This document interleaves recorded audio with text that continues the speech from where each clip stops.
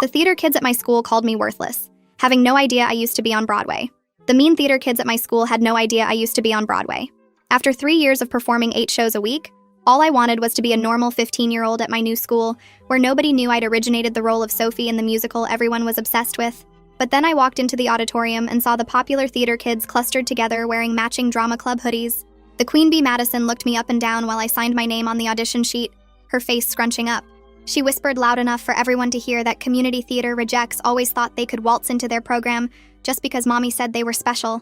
Her minions Brittany and Jade giggled while Madison asked if I'd gotten my audition outfit from Walmart's clearance rack, pointing at my plain jeans and sweater that apparently screamed amateur hour to anyone with real theater experience. When I said I was auditioning for Sophie, Madison actually laughed so hard she had to grab Brittany's shoulder for support.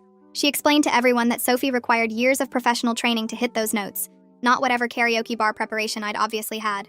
Jade pulled up the Broadway cast recording on her phone and played the famous Act 2 solo that I'd performed over 1,000 times, asking if I even knew this was originally sung by someone who'd trained at Juilliard since age 7. I bit my tongue so hard I tasted blood because that someone was literally me, and I'd actually been training since age 5. Madison demanded I show them my audition song right there in the lobby since we all knew I wouldn't make it past the first cut anyway. When I started the opening verse, she immediately stopped me and demonstrated the correct breathing technique, while the others nodded like she was teaching a masterclass. She grabbed my diaphragm and pushed hard, saying I needed to feel the expansion if I ever wanted to produce real sound, instead of the squeaky whisper I was apparently producing.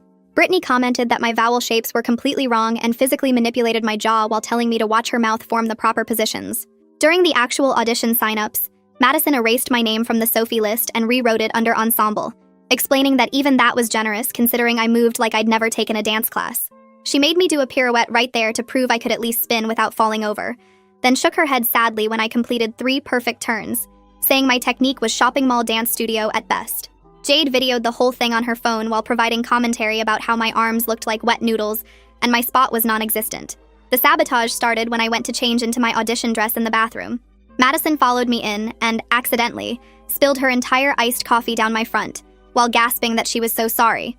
But maybe it was a sign from the theater gods that I should reconsider. While I was cleaning myself off, Brittany took my sheet music from my bag and crumpled each page into a ball before smoothing them out again, making them barely readable. She sweetly offered to let me borrow her marked-up copy, but every note was intentionally written wrong.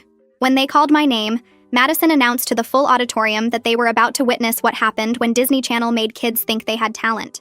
She started a slow clap when I walked on stage, getting others to join in mockingly while shouting that I should save everyone time and just mouth the words, since we all knew I couldn't actually sing. Jade yelled from the back that her 9-year-old sister had played Sophie in their basement, and even she had better stage presence than